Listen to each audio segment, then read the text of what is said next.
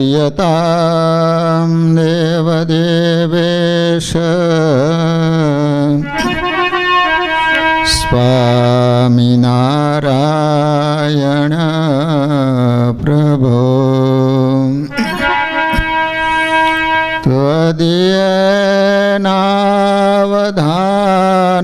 त्वदीयनावधानेन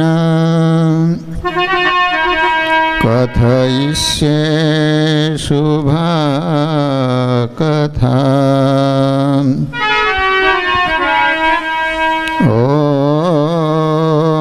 अवतारिणे श्री स्वामिनारायणाय नमो नमः। श्री हरिकृष्णाय घनश्यामाय नीलकंठाय श्री शरीयोदासाय नमो नमः।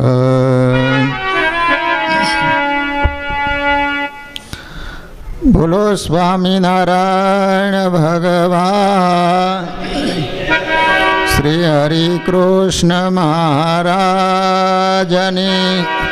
श्री राधा कृष्ण देवनी श्री नरनारायण देवनी श्री लक्ष्मी नारायण देव श्री रामचंद्र भगवाननी श्री विघ्न विनायक देवनी श्री कष्टभंजन देव। ओम नमः पार्वती पतये हर हर महादेव।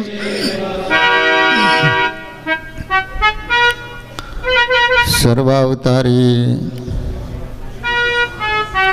अपना सौना इष्टदेव श्री स्वामीनारायण महाप्रभुजी,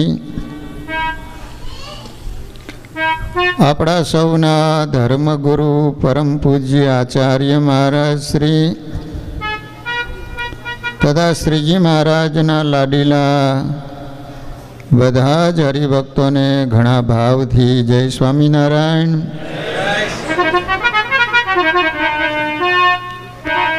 वाला भक्तजनों, दर रविवारे भगवान सानिध्य में सुंदर रीते भगवान दिव्य लीला चरित्रों की कथा आपणे श्रवण करी रह्या छीए। जूनागढ़ना महासमर्थ रुगनाथ चरण स्वामी कृत श्री हरि चरित्र चिंतामणी नामनो जे ग्रंथ, यानी अंदर स्वामीए जे भगवानना दिव्य लीला चरित्रों लखेला छे ये आपणे सरस रीते श्रवण करी रह्या छीए।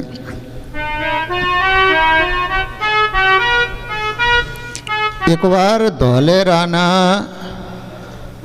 पुंजाजी भाई मांदा थिया त्यारे पोते मानता करी के हे महाराज, जो हूँ आ मंदवाड़ मांथी साजो थईश ने तो रुपया 50 तमारी पासे आवीने तमारी आगळ मेलीश। जो भगवान ने निष्काम भक्त गमे छे ये बात साची छे, परंतु एनो अर्थ एवो नथी के सकाम भक्त एनो भगवान तिरस्कार करे छे। ज्यारे प्रथम भूमिका पर भक्त होय छे त्यारे तो कांईक ने कांईक भगवाननी पासे अपेक्षाओ पण होय छे। जो आ धोलेराना दरबार पुंजा भाई तो एने पण मानता राखी कि हूँ बीमार थयो छुं, जो साजो थई जाईश तो स्वामीनारायण भगवान तमारी पासे आवी अने 50 रुपया चरण में धरीश। સમય જતાં વાલા ભક્તજનો ભગવાને એનો જે મંદવાડ હતો એ મટાડી દીધો અને બહુ સરસ રીતે પહેલાં જેવા હતા એવા જ સાજા થઈ ગયા. એટલે વિચાર કરે છે કે જે મેં માનતા કરેલી છે, એટલે પોતે રૂપિયા લઈ અને ગઢપુર આવ્યા. મહારાજના ઢોલિયા ઉપર રૂપિયા મેલીને ભેગે લાગ્યા.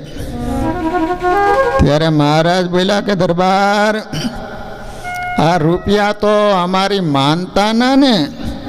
ત્યારે દરબારે કહ્યું કે હા મહારાજ. પછી પોતે મનમાં નિશ્ચય કર્યો કે શ્રીજી મહારાજ તો પુરુષોત્તમ નારાયણ છે, અનંત કોટી બ્રહ્માંડમાં જીવ પ્રાણી માત્રના અંતરનું જાણે છે, એમ મહારાજનો મહિમા સમજ્યા.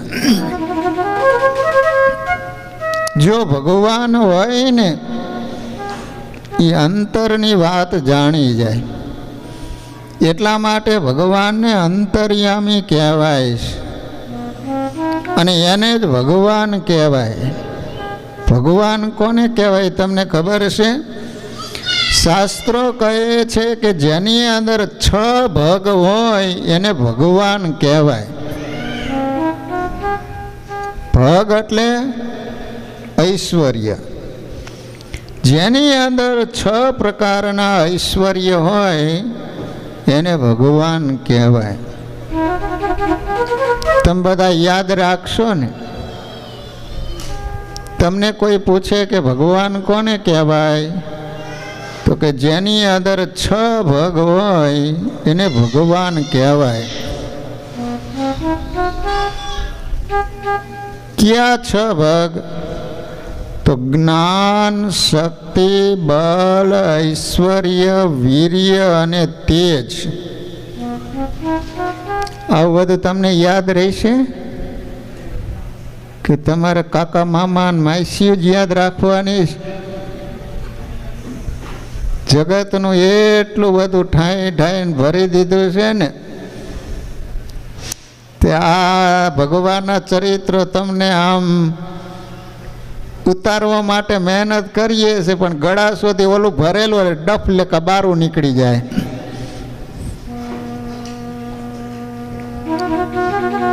સંતો કહે એનું કરવું કેમ?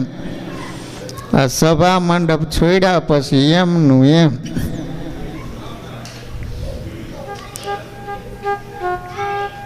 તો 6 પ્રકારના ભાગ: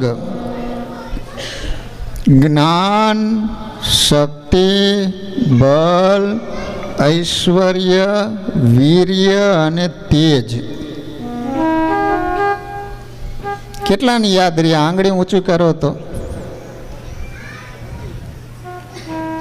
બસ તમારી કેસેટની પટ્ટી બગડી ગઈ છે કે શું? એમ કઈ રેકોર્ડિંગ જ નથી થતું?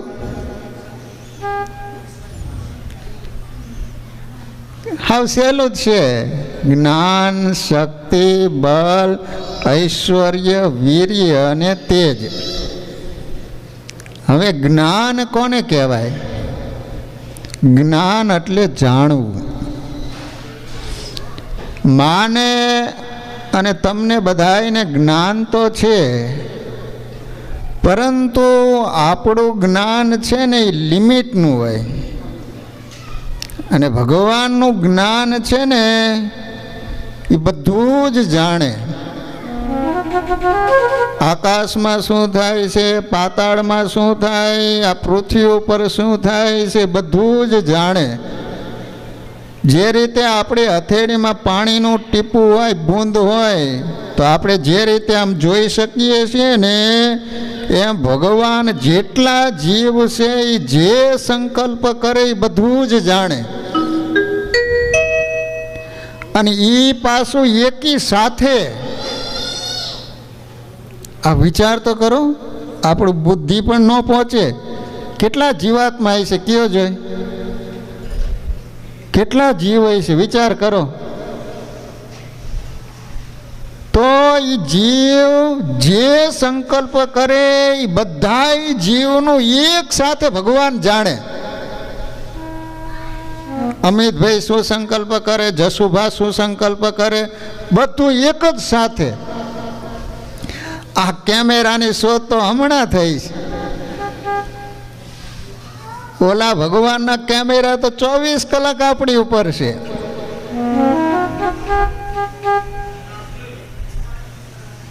આ રીતે જો ભગવાનને જેને જાણ્યા હોય ને તો પછી કોઈ દિવસ ખોટું કરી શકે? ચોર લોકો ચોરી કરવા માટે જાય ત્યારે શું કે ખબર છે? કોઈ આપણને દેખતું નથી ને એમ, આપણને કોઈ જોયું તો નથી ગયું ને એમ, પણ એ એટલો વિચાર કરે કે કોઈ માણસ નથી જોતું, પણ ભગવાનનો કેમેરો તો મારી ઉપર છે જ ને. તો જ્ઞાન ભગવાનનું એવું છે કે એક સાથે બધા જીવ જે સંકલ્પ કરે બધું જ જાણે છે. લો પછી શક્તિ. શક્તિ એટલે શું? અઘટિત ઘટના સામર્થ્યમ. જે ઘટના કોઈ કાળે ઘટી ન શકે એ ઘટનાને ઘટાડે એનું નામ શક્તિ કહેવાય. દાખલા તરીકે આપણી ગુજરાતીમાં એક કહેવત છે કે ઊંટ પાડો ને આખલો તેનો કેદી ન બેસે દાખલો. આપણે ખેડૂત લોકો પહેલા પગર નાખતા, જે મોટી ઉંમરવાળા આ છોકરાને કંઈ ખબર ન પડે, પગરમાં તમને ખબર પડે ને. પહેલાં છે ને આવા હલર ને એવું કાંઈ નહોતું, તો એ ઘઉં કે બાજરો કાઢવાનો હોય ને તો ખડવું હોય, ખડાની અંદર આમ લાંબા કરીને પછી એની ઉપર બળદ 2-3 એક સાથે કરી અને આમ ગોળ ગોળ ફેરવે, એના પગ નીચે આવે ને એટલે દાણા અલગ થઈ જતા. પહેલાં આ સિસ્ટમ હતી, જેને પગર નાખ્યો એમ કહેવામાં આવતું. તો કોઈ દિવસ તમે એવું જોયું કે ઊંટ પાડો ને આખલો આ ત્રણેયને એક સાથે જોડી અને પગર કાઢવા માટે લઈ ગયા? કેમ ન લઈ જવાય? કારણ કે એકબીજાને દ્વેષ. ઊંટ પાડો ને આખલો બાજે, પગર કાઢવાવાળાનું પગર કાઢી નાખે. એ કોઈ દિવસ શક્ય કહેતા એ 3 ભેગા જ ન થાય. તો તમે વિચાર કરો કે આપણી જે આ બોડી છે ને એને પંચભૂતની કહેવામાં આવે છે. પૃથ્વી, જળ, તેજ, વાયુ ને આકાશ, આ પંચભૂત કોઈ દિવસ ભેગા ન થાય. પાણી હોય એ અગ્નિ હારે રે, અગ્નિ હોય તો પાણી આવે તો ઓલવાઈ જાય ને. તો વિચાર કરો કે પૃથ્વી, જળ, તેજ, વાયુ ને આકાશ, આ 5 તત્વ એકબીજાના વિરોધી છે, છતાંય પણ ભગવાને 5 તત્વોને ભેગા કરીને આકૃતિ બનાવી, માણસનું શરીર બનાવ્યું, એને ભગવાન કહેવાય. એનું નામ શક્તિ કહેવાય. શક્તિ એટલે અઘટિત ઘટના સામર્થ્ય. જે ઘટના કોઈ દિવસ ઘટે જ નહીં એવી ઘટનાને ભગવાન ઘટાડે એનું નામ કહેવાય શક્તિ. જ્ઞાન, શક્તિ, બલ. બલ એટલે ધારણ સામર્થ્ય. જો બધાયને અંતે તો ભગવાન જ ધરી રહ્યા છે. આપણે એમ કહીએ કે શેષ નારાયણ ઉપર આ પૃથ્વી રહેલી છે એટલે આ પૃથ્વીને શેષ નારાયણ ધરી રહ્યા છે. અંતે તો બધાયને ધરનારા ભગવાન છે. આપણે એમ કહીએ છીએ કે અક્ષરધામમાં મુક્તો છીએ એટલે અક્ષર છે ભગવાનના ભક્તોને ભગવાનને ધરી રહ્યું છે એવું નથી. અક્ષરને પણ ભગવાન ધરી રહ્યા છે. દાખલા તરીકે ભગવાન આ લોકમાં હોય તો ઘોડા ઉપર બેસીને જતા હોય તો આપણને એમ થાય કે ઘોડો છે એ ભગવાનને ધરી રહ્યો છે, ઉપર બેઠા છે એમ, એને લઈને ઘોડો ચાલે છે. એવું નથી, ઘોડાને ભગવાન ધરી રહ્યા છે. એનું નામ કહેવાય બલ. બલ એટલે ધારણ સામર્થ્યમ. ઐશ્વર્ય એટલે કંટ્રોલ શક્તિ. બધાને ભગવાને કંટ્રોલમાં રાખ્યા છે. મહારાજ કહે છે કે પાડ વિનાનો સમુદ્ર, નકર તમે આમ સમુદ્રને જોઈશો ને તો પૃથ્વીની જે સપાટી છે એના કરતાં સમુદ્રનું પાણી ઊંચું છે. તમે આમ જોઈશો ને તોય ખબર પડશે, એનું લેવલ છે ને ઊંચું છે. છતાંય પણ સમુદ્રનું પાણી પૃથ્વી ઉપર ન આવે. અને સમુદ્રને પાડ છે ક્યાંય તમે જોઈ સમુદ્રને ક્યાં પાડ નથી, છતાંય પણ પૃથ્વી ઉપર નથી આવતું. એનું કારણ શું? ભગવાને કંટ્રોલમાં રાખેલો છે. જો ભગવાનની ઈચ્છા થાય તો 1 મિનિટમાં પૃથ્વી હતી નહોતી થઈ જાય. બોલ, હમણાં કેરળમાં વરસાદ વરસ્યો ને કેટલાય માણસો મરી ગયા ને કેટલાય મકાન ઢટાઈ ગયા. લો,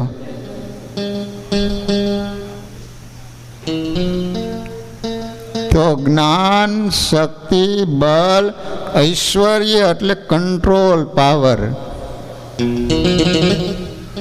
પછી વીર્ય. વીર્ય કોને કહેવાય? કે ગમે એટલી સામે વિકૃતિ આવે છતાંય પણ એની અંદર લલચાય નહીં, એની અંદર લેવાય ન જાય, કોઈ દિવસ વિકારને ન પામે ને એને વીર્યવાન કહેવાય છે. આપણે તો સારું રૂપ આવે ત્યાં તો આપણું મન ચંચળ થઈ જાય છે. સારું કાંઈક ખાવાની વસ્તુ જોઈએ તો આપણું મન ઝાયલું નથી રહેતું, તરત જ વિકૃતિને આપણે પામી જઈએ છીએ. પણ ભગવાન એવું તત્વ છે કે ખુદ કામદેવ આવે ને તોય પણ ભગવાનને ચલાયમાન ન કરી શકે. ગમે એવી સામે વિકૃતિ આવે ને છતાંય પણ ભગવાનને વિકારવાન ન બનાવી શકે. એને કહેવાનું આવે વીર્ય. ગમે એટલી સામે વિકૃતિ આવે છતાંય પણ જે વિકારવાન ન થાય એને વીર્ય નામનું ભગ કહેવામાં આવે છે. જ્ઞાન, શક્તિ, બળ, ઐશ્વર્ય, વીર્ય અને તેજ. તેજનો અર્થ થાય છે કોઈથી દબાવવું નહીં. ભગવાન એવું તત્વ છે કોઈથી દબાય નહીં. રાવણ જેવો રાવણ કે રામ કોણ છે? રાવણ તારો બાપ છે. કંસે કહેતો હતો ને, કહેતા ભગવાન કોઈથી દબાય નહીં. તો જેની અંદર આ 6 ભગ હોય એને ભગવાન કહેવાય. એટલે બધા યાદ રાખજો, ભગવાન કોને કહેવાય? અત્યારે જેટલા ભગવાન થઈને પૂજાય છે ને એની અંદર તમારા 6 ભગ જોઈ લેવાના. પેલું જ્ઞાન નામનું બધું જાણે છે, પૂછી લેવાનું.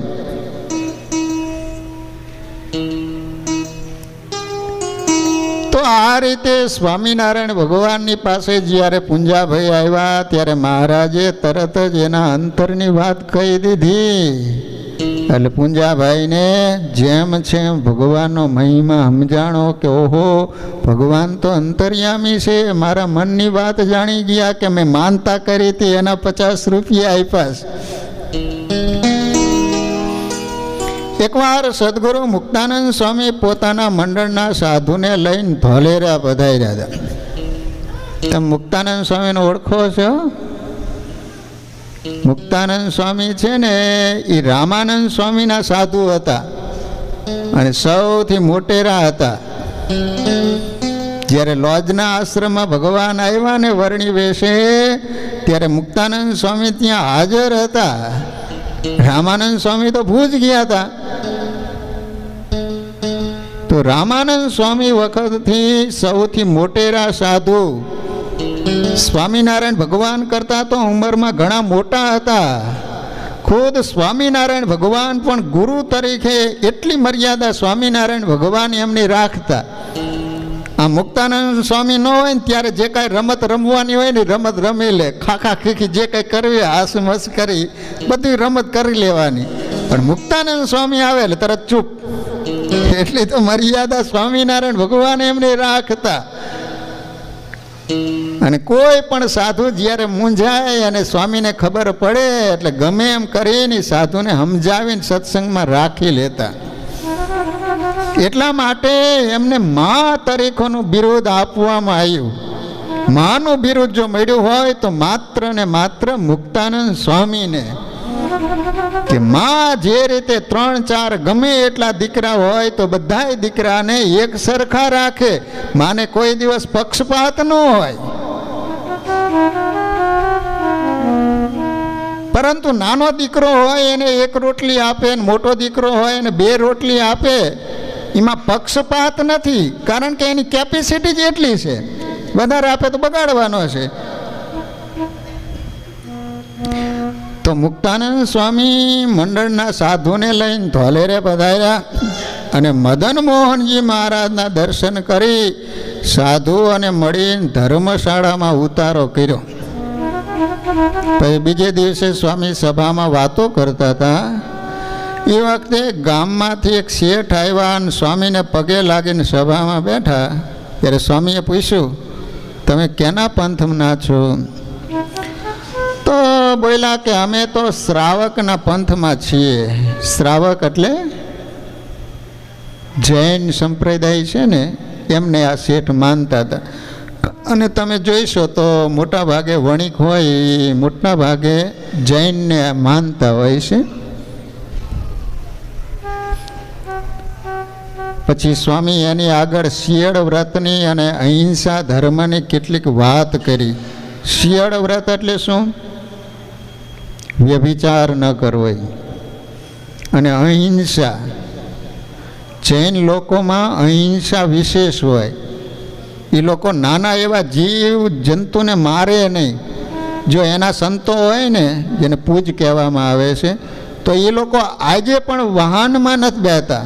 આટલી બધી સુવિધા હોવા છતાંય એ લોકો ક્યાંય પણ ગાડીમાં કે બસમાં કે નહીં બેસે. એ લોકો ચાલીને જ જશે. તમે દેશમાં જોઈશો ને તો રસ્તા ઉપર બહેનો હોય કે એના સંતો જે કાંઈ હોય ને તો એ ચાલીને જતા હોય. અને ઠેર ઠેર એ લોકોને રોકાવાની વ્યવસ્થા, એ રીતે એ લોકોના મંદિરોની વ્યવસ્થા બધી હોય છે. એનો કહેવાનો આશય છે કે કદાચ વાહનમાં બેસી અને વાહન ચાલતા હોય તો એની નીચે જે કાંઈ જીવજંતુ મરી જાય તો એનો આપણને દોષ લાગે. બોલો. તો સ્વામીએ પણ એવી કેટલીક બધી વાત કરી અને કહ્યું કે તમારા પૂજા આવે ને ત્યારે તમારે એની પાસે જવું અને જે ઉપદેશ આપે એ સાંભળવો. અને તમારા ઘરે વરવા આવે ત્યારે સારી પેઠે આપવું અને વરસમાં 2 વખત એને લુગડા આપવા.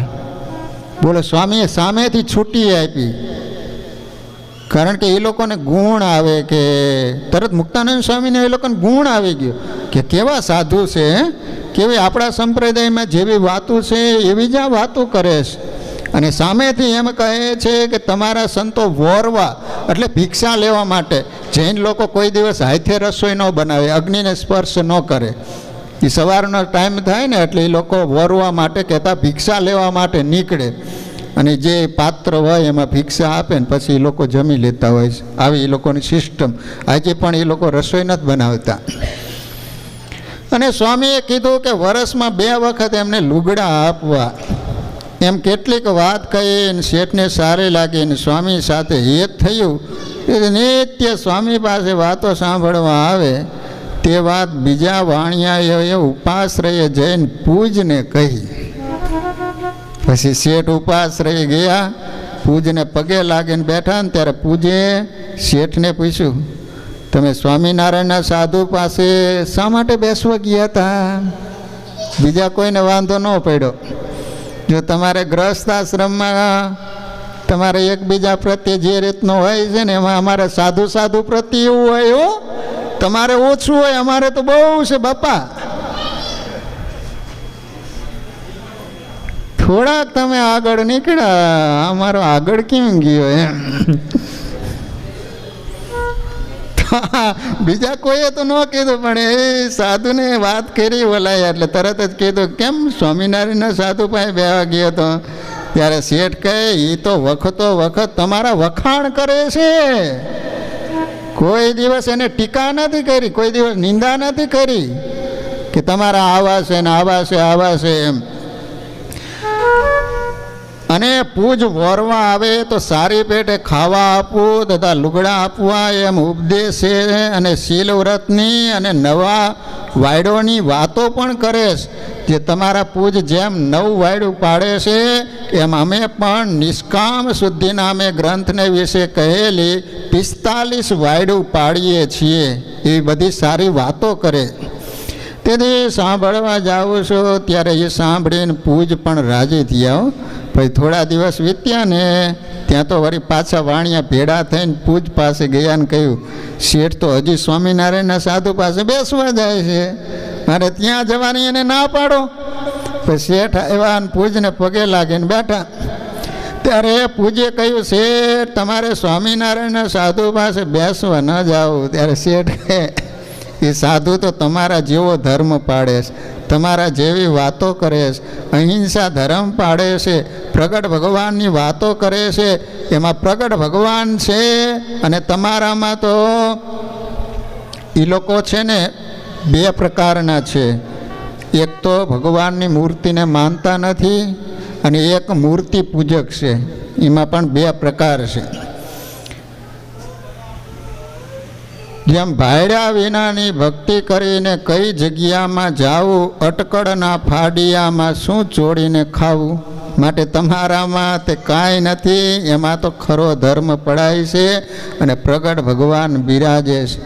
એ પ્રમાણે શેઠ બોલ્યા, એ સાંભળીને પૂજ ધૈખ્યો ને બોલ્યો, જો ત્યાં જાઓ તો ઉપાશ્રયમાં આવશો નહીં. શેઠ કહે, રહ્યો તમારો ઉપાશ્રય, જાઓ, હવે ઉપાશ્રય નહીં આવું, હવેથી હું સ્વામિનારાયણ સાધુ પાસે નિત્ય જઈશ. એમ કહીને શેઠ ત્યાંથી ઉઠી પરબારા મંદિરે આવ્યા. ઠાકોરજીના દર્શન કરીને સ્વામી પાસે જઈને બેઠા. પૂજની બધી વાત સાંભળીને કહ્યું, સ્વામી હવે મને વર્તમાન ધરાવી કંઠી બાંધો. પછી સ્વામીએ પાણી મગાવી શેઠને જમણા હાથમાં દઈ મંત્ર બોલી વર્તમાન ધરાવી કંઠી બાંધી અને શેઠ ત્યારથી પાક્કા સત્સંગી થયા અને એના વંશમાં હજી પણ સત્સંગ છે. લો, આ રીતે મુક્તાનંદ સ્વામીનો યોગ થયો તો સ્વામિનારાયણ ભગવાનના પાક્કા ભગત થઈ ગયા. લો, વાલા ભક્તજનો, ધોલેરામાં એક સમયને વિશે નિષ્કુળાનંદ સ્વામી મંદિરમાં આરસનું કામ કરાવતા હતા. ધોલેરાનું મંદિર સ્વામીએ બંધાયું છે. નિષ્કુળાનંદ સ્વામી તે 12 શાખનું કામ બાકી હતું. ત્યારે ગોંડલના કડિયા દમાને સ્વામીએ પૂછ્યું, કેટલું કામ અધૂરું છે? દમા મિસ્ત્રીએ કહ્યું, સ્વામી આવતીકાલે કામ પૂરું થઈ રહેશે. પછી તે જ રાત્રિએ નિષ્કુળાનંદ સ્વામીને રામાનંદ સ્વામીએ દર્શન દીધા અને કહ્યું, ચાલો અમારી ભેગા. ત્યારે નિષ્કુળાનંદ સ્વામીએ ના પાડી, મને તો શ્રીજી મહારાજ તેડવા આવશે ને ત્યારે એનો ભેડો આવીશ. રામાનંદ સ્વામી એક ઘંટીયો બળદ હતો ને એના જીવને લઈને ગયા. પછી વળતે દિવસે નિષ્કુળાનંદ સ્વામીએ સવારમાં જ ભંડારી સાધુને બોલાવીને કહ્યું, આજ વહેલી સવારે રસોઈ કરી લઈજો, એ વહેલા સૌ જમી લઈજો, બપોરે મારે દેહ મેલવો. 10 વાગ્યાના સમયે સ્વામી મંદિરમાં ગયા. આરસની સામો જોઈ હાથ ફેરવીને રાજી થયા. પછી મદન મોહનજીના અને મહારાજના દર્શન કરી આસને આવીને બેઠા. પછી રાજભોગની આરતી થઈ. જો શિખરબંધ મંદિર હોય ને ત્યાં કેટલી વખત આરતી થાય તમને ખબર છે? બસ કોઈને ખબર જ નથી.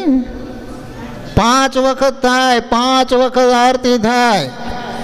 પહેલી આરતી થાય એનું નામ શું કહેવાય? મંગળા આરતી. સંતો એમ કહે છે કે તમે 100 શણગારના દર્શન કરો અને એક મંગળાના દર્શન કરો, સરખું ફળ થાય. એટલે મંગળા આરતીના દર્શનનો ખૂબ મહિમા છે. અમદાવાદ તો વહેલી થાય તો કેટલા બધા સંખ્યામાં હરિભક્તો ભાઈઓ બહેનો આવીને સવારમાં પોતા મારતા હોય છે. પછી બીજી આરતી થાય એનું શું નામ? શણગાર. ત્રીજી આરતી થાય એને ભગવાનને જ્યારે થાળ આવે ને પછી થાળ પૂરો થઈ જાય પછી ભગવાનને આરતી કરવામાં આવે એનું નામ કહેવાય રાજભોગ આરતી. પછી ચોથી આરતી ક્યારે થાય? સંધ્યા આરતી. સાંજના સમયે આરતી થાય એને સંધ્યા આરતી કહેવાય. અને છેલ્લી શયન આરતી. ભગવાનને વાઘા ઉતારી અને ભગવાનને પોઢવાના શયનના વાઘા પહેરાવી દે ને આરતી છેલ્લી થાય એનું નામ કહેવાય શયન આરતી. લો 5 આરતીના નામ તમને કોઈ પૂછે તો આવડવા જોઈ કે બોલો. હલો 5 આરતીના નામ બોલો. લો પિયુષલાલ.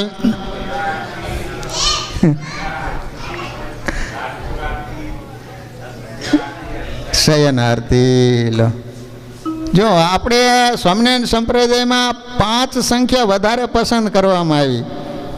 સત્સંગી જીવનના પ્રકરણ કેટલા? તો કે 5. સત્સંગી ભૂષણના અંશ કેટલા? 5. માનસી પૂજા કેટલી, વર્તમાન કેટલા, આરતી કેટલી, 5. એટલું બધું 5 5. તો રાજભોગની આરતી થઈ અને હરે થયા એટલે શું? જમવા માટેની પંક્તિ પાડવાનો સમય થયો. હરે થયા એટલે જમવાનો સમય થયો એમ. એટલે સૌ સંત જમવા ગયા. જમીને સ્વામી પાસે આવીને સૌ બેઠા. પછી 12 વાગ્યા ને તે સમયે શ્રીજી મહારાજ વિમાન લઈને સ્વામીને તેડવા માટે આવ્યા. ક્યાં સ્વામીને તેડવા આવ્યા? નિષ્કુળાનંદ સ્વામીને. તે વખતે મંદિરમાં બધે તેજ થઈ ગયું. સાધુ, બ્રહ્મચારી તથા પાડા હરિભક્તો સૌએ દેખ્યું. એ વખતે શ્રીજી મહારાજે સ્વામીને દર્શન થઈને કહ્યું છે, શ્વેતદીપની ગાદી ખાલી થઈ છે તો તમે ત્યાં જઈશો? સ્વામી કે મહારાજ હું તો પ્રથમ ત્યાં જ હતો, માટે હવે ત્યાં જવું નથી, હવે તો તમારી ભેગો અક્ષરધામમાં આવીશ. એમ કહીને સંવંત 1903ના અષાઢ વધી 9ના દિવસે દેહનો ત્યાગ કરી વિમાનમાં બેસીને મહારાજ ભેગા અક્ષરધામમાં ગયા. કઈ તિથિએ ગયા સ્વામી? અષાઢ વધી 9 જતી રહી ને, અષાઢ વદ 9 જતી રહી. એમ જે ખરી ઉપાસના વાળો હોય ને એ પુરુષોત્તમ નારાયણ વિના પોતાના ગુરુ કે બીજા અવતાર આદિક તેડવા આવે તો પણ એને ભેગા જાય નહીં. એને ખરો ઉપાસક કહેવામાં આવે છે. લો, એકવાર શ્રીજી મહારાજ કાઠીઓના સ્વારો સહિત ફરતા ફરતા ગામ કાદીપુર આવ્યા. ગામનું નામ કયું? કાદીપુર. મેં એને જોયું હોત. તમે કોઈ નામ સાંભળ્યું કાદીપુર ગામનું નામ? મહારાજે કહ્યું આ ગામમાં એક હરિભગતનું ઘર છે, માટે આપણે અહીં ગુલતાનના મહંતની જગ્યા છે ને ત્યાં એના ચેલા રહે છે, માટે ત્યાં આપણે જઈએ ને અમે એના મહંતના જેવી બોલી બોલશું ને તમારે ગુરુજી કહેવું ને રાધા કૃષ્ણ એવું ભજન કરું. ખબરદાર કોઈ ભૂલથી સ્વામિનારાયણનું નામ બોલ્યા તો. પછી બાવા સાંભળતા સ્વામિનારાયણનું નામ બોલવાનું નહીં એમ કહીને પછી મહારાજ કાઠીઓના સ્વાર સહિત જગ્યામાં આવ્યા. ત્યારે ત્યાંના બાવાએ પૂછ્યું, તમે કોણ છો? મહારાજે કહ્યું, અમે ગુલતાનની ગાદીના મહંત છીએ. એમ કહીને એના ગુરુ રૂપે દેખાવા લાગ્યા ભગવાનો. પછી બાવાએ સારો ઉતારો આપ્યો, શીરો પૂરી કરીને સૌને જમાડ્યા, ઘોડાને જોગાણ અને નિરણ દીધી. રાત્રે મહારાજને પલંગ પાથરી દીધો. કાઠીઓ સર્વને ગાટલા આપ્યા. પછી મહારાજે ત્યાંના બાવાને કહ્યું, આપણા કોઠારમાં કેટલા રૂપિયા ભેગા થયા છે? તો કે 4000 ને આશરે છે. મહારાજે કહ્યું, એ બધા ગુલતાનની જગ્યામાં પહોંચાડી દેજો. એમ વાતો કરીને મહારાજ પાટી ગયા. પછી સવારે ચાલવાની તૈયારી કરીને ત્યારે સુરા ખાચર ઘોડીએ ચડતા પેગડામાં પગ દઈને સ્વામિનારાયણ બોલીને સવાર થયા. બીજા સવારો પણ એ પ્રમાણે નામ લઈને સવાર થયા. ત્યારે બાવો બોલ્યો, એલા તમે સ્વામિનારાયણીય છો કે શું? ત્યારે સુરો ખાચર બોલ્યા, અમે બધા સ્વામિનારાયણીય છીએ અને જે રાત્રે પલંગમાં પોઈડા હતા ને એ પોતે સ્વામિનારાયણ છે. ત્યાં તો મહારાજ પણ માણકી ઘોડી ઉપર સવાર થયા ને પછી બાવો ધકતો બળબડ બોલવા લાગ્યો. ત્યારે સુરા ખાચર કે ભણે બાવલિયા, ગાંગેરમાં નરકર જીરા શિક્ષા કરવી પડશે. એમ કહીને ચાલ્યા ને ગામના પાદરમાં ગયા ને ત્યાં તો ગામમાંથી હરિભગત ક્ષત્રિય ઉકોભાઈ આવ્યા. મહારાજને દંડવત કરીને પગે લાગ્યા. રોકાવાની તાણ કરીને કહ્યું કે બાવાની જગ્યામાં શા સારું ઉતર્યા? અમારે ત્યાં ઉતરીએ નહીં મહારાજ.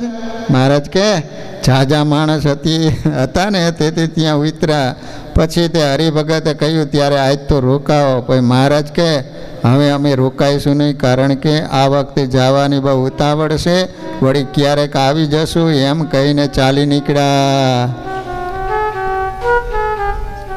વાલા ભક્તજનો, સ્વામિનારાયણ ભગવાન કેવા દયાળુ છે કે એને કેન પ્રકારે જીવોના કલ્યાણ કરવા છે. હવે બહુ સરસ મજાનું ચરિત્ર આવે છે, તમે બધાએ ઘણીવાર સાંભળ્યું પણ હશે. એકવાર શ્રીજી મહારાજ સવારો કાઠીઓને લઈ અને ગઢપુરથી ચાલ્યા. તે સારંગપુર થઈ અને બરવાડે રાત્રિ રહ્યા. સારંગપુરની બાજુમાં ગામ છે બરવાડા, ખબર છે ને? ત્યાંથી વહેલા ઉઠીને ચાલ્યા તે સોઢી ગામના પાદરમાં આવ્યા. સોઢી ગામ છે હો. મહારાજ માણકી ઘોડીએથી હેઠા ઉતરા. પાર્ષદોએ ઘોડી માથેથી ગાદલી લઈને પાથરી દીધી, એ ઉપર મહારાજ બેઠા. મહારાજ કે અમારે દાંતણ કરવા છે. ત્યારે સુરખાચર પહેલાં મહારાજ આ ગામની સીમમાં બાવળ ન મળે હો, માટે ધોલેરે જઈને દાંતણ કરજો. ત્યારે મહારાજ કે અમારે તો અહીં દાંતણ કરીને પછી ચાલવું, માટે 2 સવારોને ગામમાં તપાસ કરવા મોકલો. તે દાંતણ મળે તો લાવે. ત્યારે સુરો ખાચર સોમલો ખાચર 2 ગામમાં ગયા. માણસોને પૂછ્યું છે ગામમાં ક્યાંય દાંતણ મળશે? ત્યારે માણસોએ કહ્યું કે સીમમાં કે ગામમાં ક્યાંય બાવળનું દાંતણ તો નહીં મળે, પણ આ ગામમાં તરકડી બાઈઓ છે. તરકડી એટલે મુસ્લિમ બાઈ છે, અને પોતાના ઘરે ફળિયામાં એક બાવળ વાયો તો અને પોતાના પુત્રની જેમ ઉછેરીને મોટો કર્યો છે. નિત્ય એને પાણી પાય છે અને કહે છે જે આ બાવળના દાંતણ અલ્લાહ કરશે, મારે તમે ત્યાં જાઓ અને જો આપે તો તમે તારે લઈ જાઓ. એટલે સુરો ખાચર ને સોમલો ખાચર 2 જણા ત્યાં ગયા. ભાઈઓને કહ્યું કે ભાઈઓ, અમારા ભગવાને દાંતણ કરવું છે ને આ ગામને પાદર બેઠા છે, તો એને દાંતણ કરવા આ તમારા બાવળ આપશો? ત્યારે ભાઈઓ કહે અમે તો આ 2 દાંતણ અલ્લાહને આપવા સારું રાખ્યા છે. સુરા ખાચરે કહ્યું કે એ અલ્લાહ છે, અલ્લાહ માટે તે સારું એક દાંતણ લાવો. ત્યારે ભાઈઓ કહે જો અલ્લાહ હોય ને તો આ 2 દાંતણ કરે તો અમે લઈને આવીએ. સુરા ખાચરે હા પાડીને એટલે 2 ભાઈઓ દાંતણ કાપીને એના કાંટા હોરીને 1.5 વેંતના લાંબા દાંતણ લઈને મહારાજની પાસે આવી. મહારાજને પગે લાગીને દાંતણ દીધા. એટલે મહારાજ પોટલિયામાંથી પાણી મંગાવી દાંતણ ધોઈને ચાવા લાગ્યા. 2 દાંતણ વારા ફરતી કરી ધોઈને નાખી દીધા. પ્રસાદી જાણીને સાધુએ લઈ લીધો. તો વિચાર કરો કે એક જ એવો અવતાર હશે કે એમના કરેલા દાંતણ પણ પ્રસાદીના મોજૂદ છે. લો વિચાર કરો કે સંતોને કેટલો બધો મહિમા હશે કે મહારાજ દાંતણ કરી અને ચીરીઓ નાખી દે તો સંતો દોડીને લઈ લેતા, ધોઈને પાછી લઈ લેતા. અદ્યાપી પર્યંત કેટલાયની પાસે એ પ્રસાદીના દાંતણની પ્રસાદીઓ પણ છે. મહારાજના વાળ પણ છે, કેશ,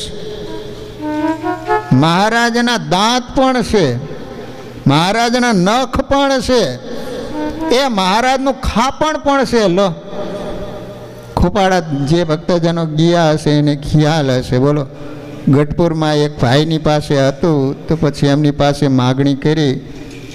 અત્યાર સુધી એને બીજા કોઈ પંથને નહોતો આપ્યો, પણ જ્યારે એમની પાસે ગયા ને પછી એમને આપ્યું, તો આજ પણ ખોપાડા મંદિરમાં ઈ છે પ્રસાદીનું. પછી મહારાજ મુખારવિંદ ધોઈને માણકીએ સ્વાર થઈને ચાલ્યા. એ વખતે 2 ભાઈઓ બોલી હે સ્વામિનારાયણ અમારા અચ્છા કરજો. ત્યારે મહારાજે કહ્યું ભલે અમે અચ્છા કરશું.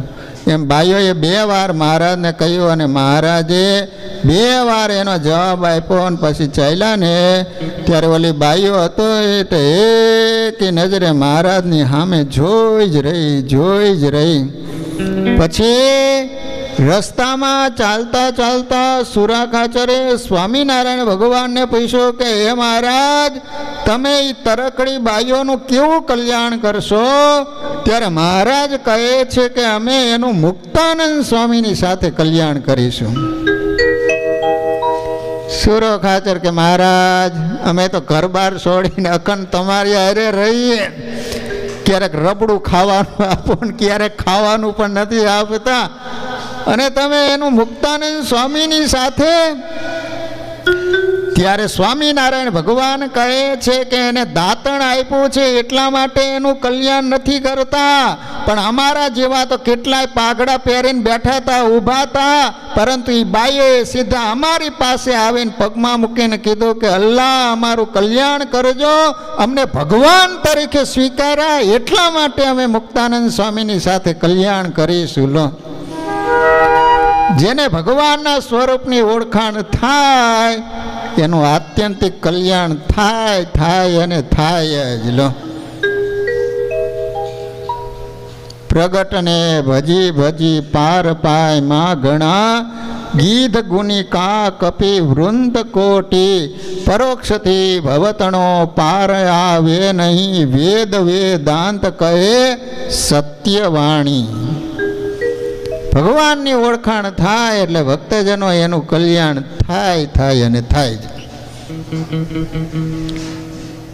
હવે એક બહુ સરસ મજાની વાત આવે છે. મહારાજે વચનામૃતમાં કીધું ને કે જેની અંદર 3 વાના હોય અને ભગવાનનો પાક્કો ભગત કહેવાય. ક્યાં 3 વાના? નિયમ, નિશ્ચય અને હવે પક્ષ વિશે બહુ સરસ મજાની વાત આવે છે કે એને કેવો પક્ષ રાખ્યો હતો. ધોળકા તાલુકે મોટી બોરુ નામે ગામ છે. એ ગામની અંદર વાઘેલા બાપાભાઈ ગાદીએ હતા. મોટી બોરુ છે ને, 2 બોરુ છે, નાની અને મોટી.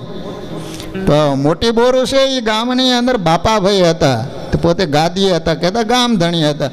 એ વખતે ગામમાં આથમણી બાજુ હાલ હુરધનની દેરી છે, ત્યાં એક ગગનકર નામે અતીત ભાવો રહેતો હતો. એને દરબાર બાપાભાઈનો ઓથ હોવાથી એ સ્વામિનારાયણના સાધુને બહુ મારતો. બોલો, ગામ ધણીનો સપોર્ટ હતો અને આ સ્વામિનારાયણનો દ્વેષીલો હતો. તો જ્યારે અહીંયાથી સાધુ નીકળે ને પાછળ પડે અને ઢોરને મારે ને એ રીતે સાધુને મારે. તેને દરબાર બાપાભાઈનો હોત હોવાથી આ રીતે સાધુને મારે. રસ્તામાં દેખાય કે વાંહે દોડે અને આથમણી કોર બોરુ સુધી મારતો જાય અને ઉગમણી કોર જતા હોય તો બુટ માતા સુધી મારતો જાય. એકવાર શ્રીજી મહારાજ વડતાલથી ગઢડે આવતા હતા, ત્યારે ગામ નાની બોરોથી ઉગમણી કોર માતાની નાની દેરી છે ને, ત્યાં દેરીથી 30 કદમ છેટે મહારાજે પોતાનું વેલડું ઊભું રખાયું. એ વખતે નાની બોરોના હરિભક્તો મહારાજના દર્શને આવ્યા. એમાં શેર દેવચંદ, હીરો સોની અને ચીકો પંડ્યો ત્રણેય મળીને મહારાજની આગળ સંતના દુઃખની વાત કહી. મહારાજને વાત કરી કે મહારાજ, મોટી બોરોમાં આ રીતે ગામધણીનો હોત હોવાને કારણે અતીત ગગનગર બાવો છે ને, જ્યારે સંતો નીકળે ને ત્યારે ઢોર મારે.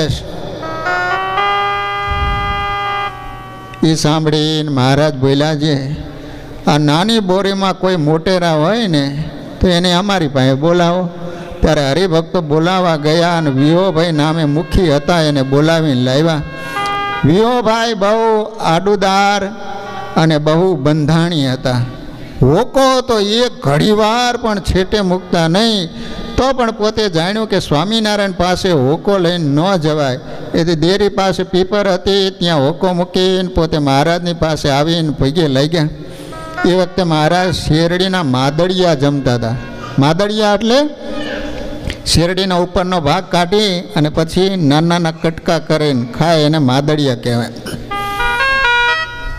તે માદળિયા પોતાની આગળ રૂમાલમાં હતા, એમાંથી જમણા હાથે મુઠ્ઠી ભરીને ડાબા હાથમાં રાખી એમાંથી જમણે હાથે લઈને મુખમાં મૂકે. એવી રીતે મહારાજ જમતા હતા. સામા વિહોભાઈ ઊભા હતા, એને માદળિયા આપતા જાય ને વાતો કહેતા જાય. એમ 4-5 વાર મહારાજે જમતા જમતા માદળિયા વિહાભાઈને આપ્યા. જે નાની બોરો હતા ને એના મુખી હતા, પણ હરેડ બંધાણી હતા. છતાં પણ ભગવાને જમતા જમતા 5 વખત માદળિયા આપ્યા એને. હવે ભગવાને વાત કરી કે વિહાભાઈ, તમે ક્ષત્રિય છો, માટે ગાય, બ્રાહ્મણ અને સાધુની રક્ષા કરવી એ તમારો ધર્મ છે. ત્યારે બોલ્યા કે હા મહારાજ, કાંઈ સેવા હોય તો કહેજો, હું કરીશ. મહારાજે કહ્યું કે મોટી બોરો વાળો ગગનગર અતીત છે ને એ બાપાભાઈની ઓથે રહીને અમારા સાધુ રસ્તામાં નીકળે એને બહુ મારે હશે, તમને ખબર તો હશે ને? ત્યારે વિયોભાઈ બોલ્યા કે ના મહારાજ, આ વાત તો મેં આજે જ જાણી, અને હવેથી જો મારશે તો હું એને જીવતો નહીં રહેવા દઉં. એમ કહીને મહારાજને પગે લાગ્યો. ત્યારે મહારાજ એને આશીર્વાદ આપ્યો કે સાધુની રક્ષા કરશો ને તો તમે તમારા કુટુંબ સહિત સુખી રહીશો. મહારાજ ત્યાંથી ચાલ્યા અને ગઢપુર આવ્યા. વળતે દાડે વિયોભાઈ મોટી બુરોના દરબાર બાપાભાઈની પાસે ગયા હો, સીધા જ બીજા દિવસે ઉપડ્યા.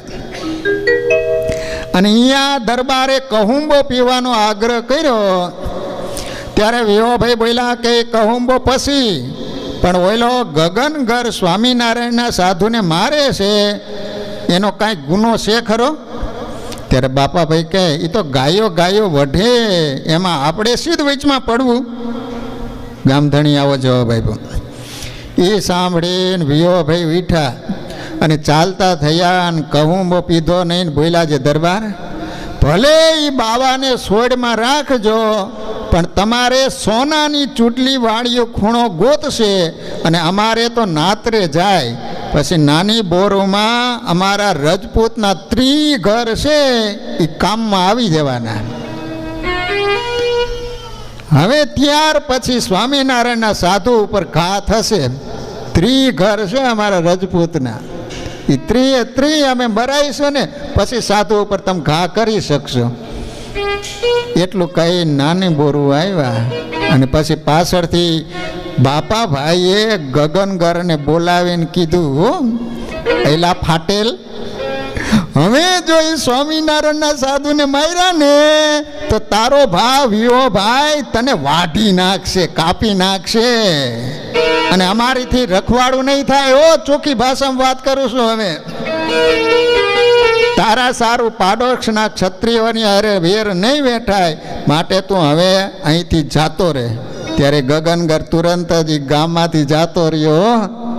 આવી રીતે વાલા ભક્તજનો વિયોભાઈ એને સ્વામિનારાયણના સાધુનો પક્ષ રાખ્યો અને સ્વામિનારાયણ ભગવાને એનું કલ્યાણ કર્યું હતું.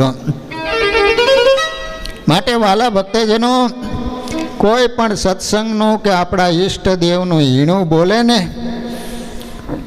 કોઈ દિવસ ભગવાનના ભક્તોએ સહન ન કરવું. મહારાજ કે પાજી પલાવની છાયામાં ભગવાનના ભક્તોએ દબાવવું નહીં, એના વેણ ઉપર વેણ લાવવું. પંચાળાનું 5મું વચનાવૃત્ત તમે વાંચજો. એની અંદર મહારાજ કહે છે કે માન ક્યાં રાખવું અને ક્યાં ન રાખવું એમ. મહારાજ કહે છે કે સત્સંગનું કોઈ ઘસાતું બોલે તો એના વેણ ઉપર વેણ લાવવું, પરંતુ પાજી પલાવની છાયામાં ભગવાનના ભક્તોએ દબાવવું નહીં. હવે પક્ષ વિશે બીજી એક સરસ મજાની વાત આવે છે. એકવાર સચ્ચિદાનંદ સ્વામી અને શિષ્ય સિદ્ધાનંદ સ્વામી ગુજરાતમાંથી કેરીના ટોપલા માથે લઈને મહારાજને કેરી જમાડવા સારું ગઢપુર ચાલતા આવતા હતા. ત્યાં રસ્તામાં નાની બોરો અને ભોળાદ વચ્ચે ઓઝા કોઈ નામે તલાવડી છે, ત્યાં ખીજડો હતો. ત્યાં બોરોથી નૈઋત્ય ખૂણામાં નાના ભીમનાથ મહાદેવ છે, ત્યાં એક અગડબંબ અતીત રહેતો હતો. એને તલાવડી પાસેથી સાધુને જતા જોયા એટલે પાસે આવીને કહ્યું, અબે મુંડિયા, કેરી કા ટોપલા કિધર લે જાતે હો? મારે આવી દાદાગીરી સીધી હો. કારણ કે સ્વામિનારાયણના સાધુ બચારા કાંઈ બોલે નહીં, ગમે એમ મારે, ગમે એમ તાડન કરે. સીધો આવીને રોફ જ કરવા માંડ્યો, એ સ્વામિનારાયણ મુંડિયા, કઈ બાજુ કેરીના ટોપલા લઈને ઉપડ્યા એમ. સચ્ચિદાનંદ સ્વામીએ કહ્યું કે સ્વામિનારાયણ સારું ગરડે લઈ જઈએ છીએ.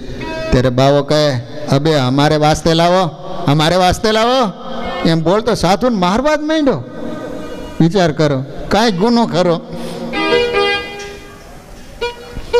એ તો એ વખતના સાધુ હતા, તો 2 લાફા લગાવી દે. તારા બાપનું શું બગાડ્યું તે મારવે? તે બોલતો આવે ને વાહમાં હોટા મારતો આવે. હોટા, વિચાર કરો, લાફા નહીં, હોટા.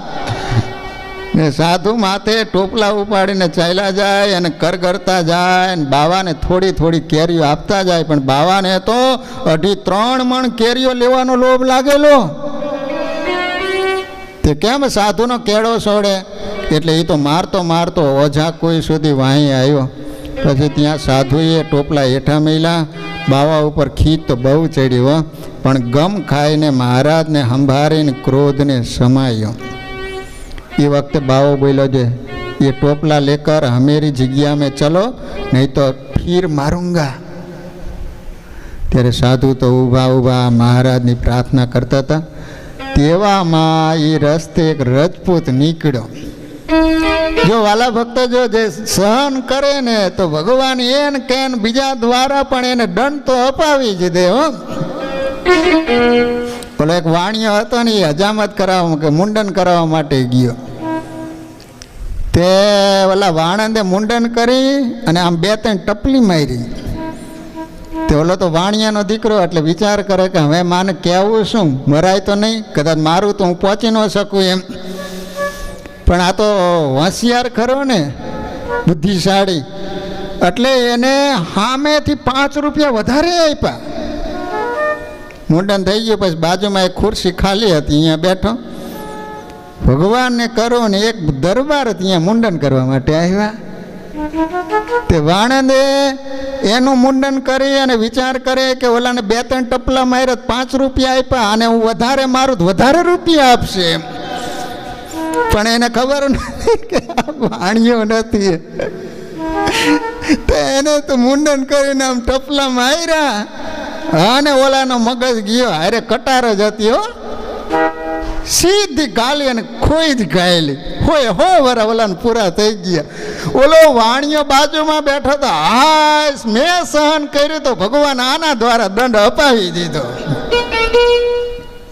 જો આ સચ્ચિદાનંદ સ્વામીએ સહન કર્યું તો ભગવાન બીજા દ્વારા કઈ રીતે દંડ અપાવે જોઈજો તમે. બરોબર એ જ વખતે ત્યાંથી એક રજપૂત નીકળ્યો. એને એ બાવાને કહ્યું, તું વગર વાંકે આ સાધુને કેમ મારે છે? ત્યાં તો અગડ બમ અતીત ક્રોધ કરીને રજપૂતની હામો થઈને ગાળો દેવા માંડ્યો. ત્યારે રજપૂતે બાવાને પકડ્યો અને એને જે લુગડા પહેર્યા હતા ને એ બધા જ કાઢી નાખ્યા અને એને ખીજડા હારે બાંધ્યો. અને પાસે એક કેરિયા વાવ હતી, એમાંથી પાણી ભરી અને ખીજડાના મૂળમાં રેડ્યું ને, એથી ખીજડાના થડમાંથી મકોડા ઉભરાઈને અસંખ્યાત નીકળ્યા અને બાવાને કરડવા લઈ ગયા. ત્યારે બાવો રાયડું નાખવા લાગ્યો, અરે मेरे को छोड़ दो, मेरे के छोड़ दो, मैं मर जाता हूँ, मेरा प्राण निकल जाता है. ये वक्ते रजपूते सच्चिदानंद स्वामी ने कही, महाराज तमे तमारा टोपला लईने चालता जाओ, नहीतर पापी पाछो आवीने तमने मारशे. त्यारे साधुओ केरेना टोपला माथे लईने चाली निकळ्या. 2 गाव जेटला छेटे गया. पछी रजपूते बावाने छोड्यो.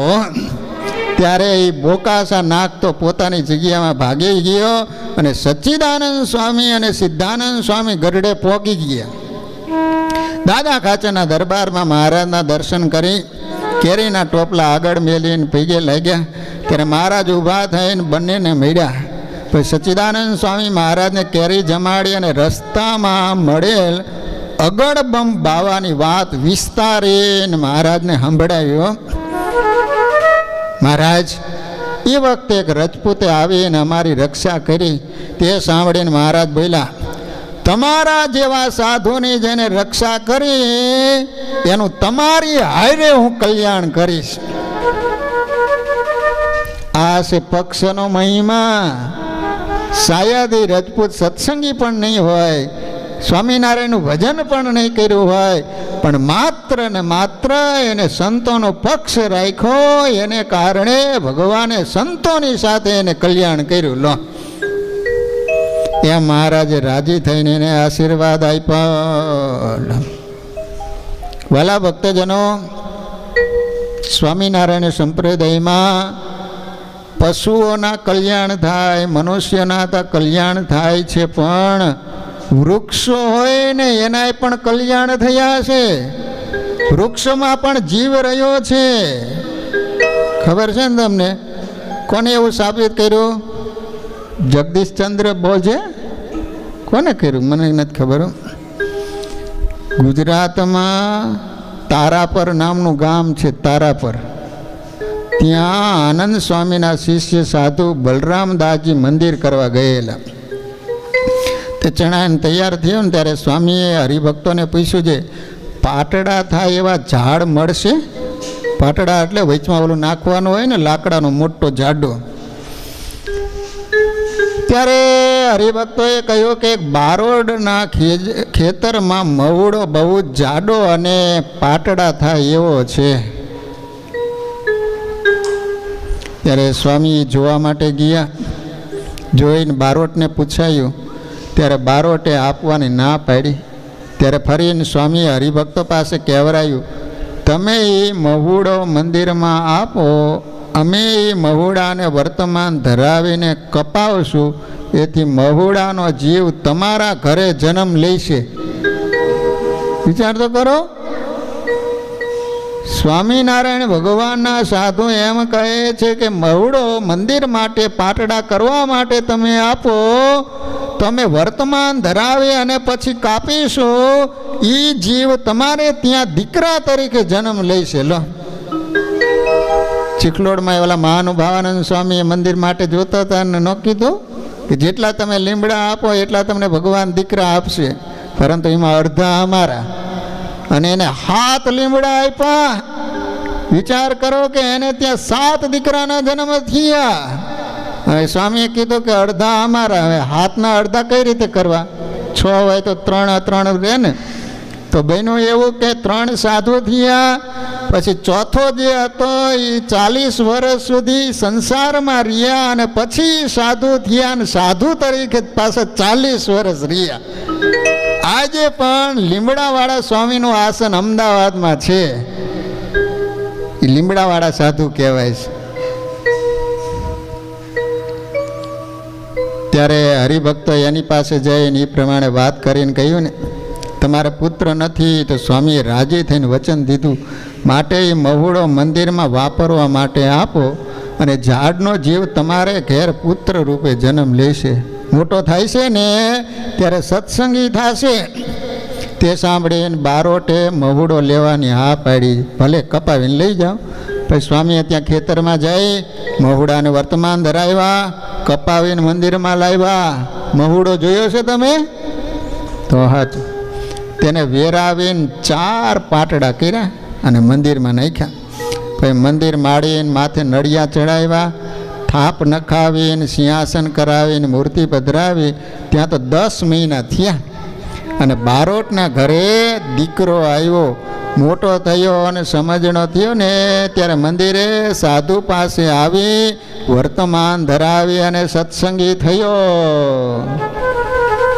એમ મોટા પુરુષ ઝાડનો પણ મોક્ષ કરે છે. એવા પુરુષને રાજી કરે એના મનોરથ ભગવાન પૂરા કરે છે.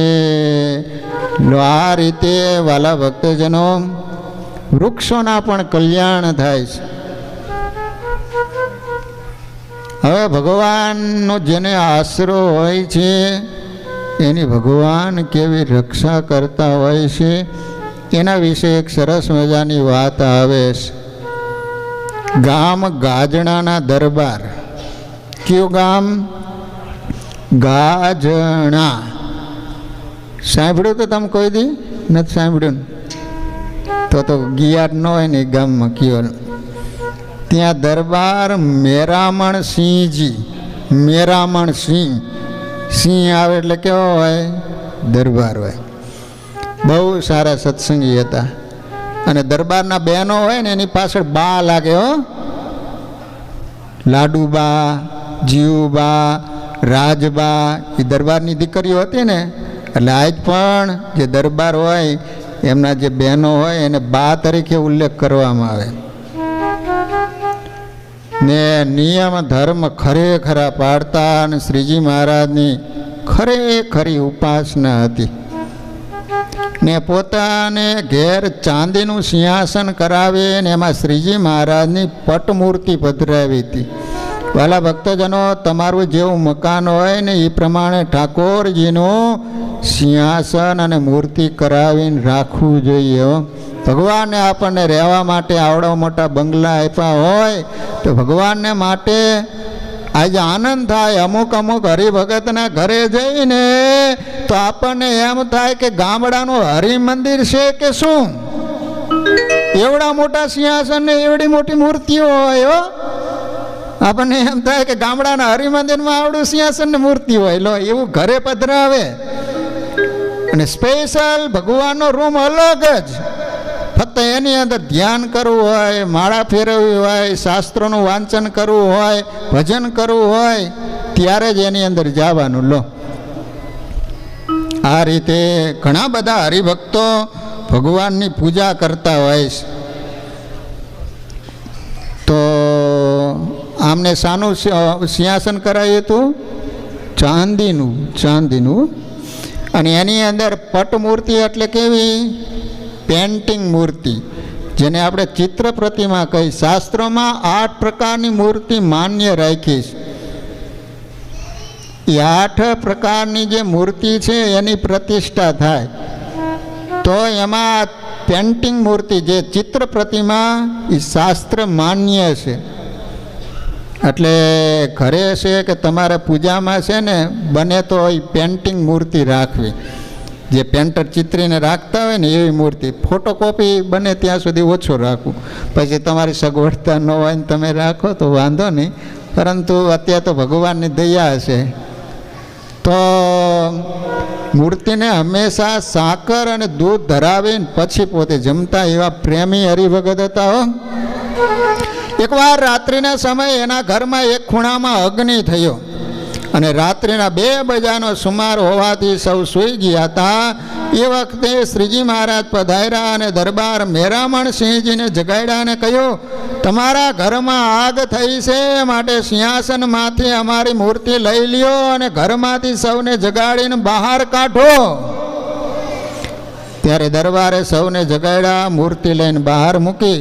પછી એને મહારાજની પ્રાર્થના કરી. ત્યારે મહારાજે બળતા અગ્નિ સામું જોયો, તુરંત જ અગ્નિ ઓલાઈ ગયો.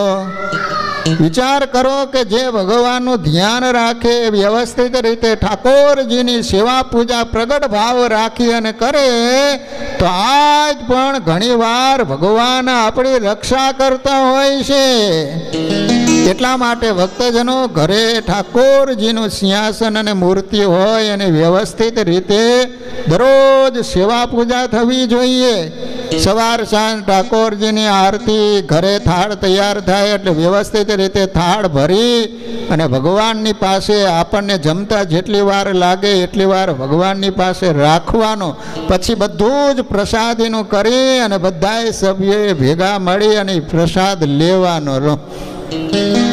વિચાર કરો કે મેરામણ સિંહજી આ રીતે ઠાકોરજીની સેવા કરતા તો ઘરમાં આગ લાગી તો બધાને ભગવાને જગાડ્યા અને કહે છે કે આ મૂર્તિ લઈને તમે બહાર નીકળી જાઓ. અને જેવા બહાર નીકળ્યા અને પછી ભગવાને આમ નજર કરીને તો અગ્નિ આપ મેળાએ ઓલવાઈ ગયો. એ પ્રમાણે પરચો આપીને પછી મહારાજ અંતર્ધાન થઈ ગયા. એમ જે ભગવાનના ખરા ભગત હોય એની ભગવાન રક્ષા કરે છે. માટે વાલા ભક્તજનો, આપણે આ રીતે ખરા ભગત થઈને રહીએ તો આજ પણ ભગવાન પ્રગટ સ્વરૂપે જ બિરાજે છે. પ્રગટ અને પ્રત્યક્ષ ભાવ રાખી અને જો સેવા પૂજા કરે તો આજ પણ એ ઠાકોરજી આ જ રીતે હરિભક્તોની રક્ષા કરે છે. વાલા ભક્તજનો, આ રીતે દર રવિવારે આપણે સુંદર રીતે ભગવાનના ચરિત્રો શ્રવણ કરી રહ્યા છીએ. તમને બધાને મજા આવે છે ચરિત્રો સાંભળવાની? પણ તમે કંઈ યાદ તો રાખતા નથી. આજ મેં તમને કેટલા બધા ચરિત્રો સંભળાયા, કયો જોઈએ? દર રવિવારે આટલા બધા ચરિત્રો સંભળાવું છું. બોલો, એકાદ ચરિત્ર તમને યાદ રહી જાય છે અને અંત વખતે યાદ આવી જશે તો ચોક્કસ સ્વામિનારાયણ ભગવાન તમને તેડવા માટે આવશે હો. ચરિત્રનો એટલો બધો પ્રતાપ છે, એ બાને તમને ભગવાનની સ્મૃતિ થઈ આવશે. તો વાલા ભક્તજનો, હવે ટૂંક સમયમાં જ આપણા મંદિરનો પાટોત્સવ આવી રહ્યો છે. કેટલામો પાટોત્સવ છે? કઈ તારીખે શરૂ થાય છે? 21 થી 25. તો હવે કેટલા દિવસ બાકી રહ્યા? આજ કઈ તારીખ થઈ? 11 તારીખ થઈ. એટલે 10 દિવસ બાકી રહ્યા ને? 10 દિવસ ફિટ બાકી રહ્યા છે. અને વાલા ભક્તજનો, પાટોત્સવ નિમિત્તે આપણે તે ઘર સભાનું આયોજન કરવામાં આવ્યું હતું. હવે છેલ્લી શનિવારની ઘર સભા રહીશ, અને એ છેલ્લી શનિવારની ઘર સભા આપણે વિપુલભાઈ પટેલ, ક્યાં રહેશે? સડબરી. તો અહીંથી દૂર થાય. કેટલી કલાક થાય છે? 3.5-4 કલાકનો રસ્તો છે હો. તો આવતા શનિવારે એમને ત્યાં સભાનું આયોજન કરવામાં આવ્યું છે. વિપુલભાઈ ખૂબ મહિમાવાળા છે. તમે વિચાર કરો કે એકાદશીના દિવસે સવારે મંદિર આવી જાય, 10-11 વાગે આવે તો ઠેઠ સાંજ સુધી પોતે રોકાય, આખો દી ભગવાનનું ભજન કરે. એના વાઇફ છે ને, એને કીર્તનો ગાવા બહુ ગમે છે. તે મંદિરમાં આવે ત્યારથી ભગવાનની સામે બેસી પ્રદક્ષિણા ફરતા ફરતા એ કીર્તન બોલ્યા જ કરે. 3-4 કલાક કીર્તન બોલે બહેનો, બહુ સરસ રીતે કીર્તન બોલતા. હું તો જોઉં બધું. 2 દીકરા અને 1 દીકરો ને દીકરી છે, એ પણ ખૂબ ડાયા છે. તો વાલા ભક્તજનો, તો એમના ત્યાં એમની ઈચ્છા હતી એટલે સરસ રીતે એમના ઘરે આયોજન કરવામાં આવ્યું છે. તમે કેટલા જણા આવશો? આંગળી ઊંચી કરો જોઈએ. ચિરાગ, પછી 2 કરો આંગળી, જે આવવાના હોય.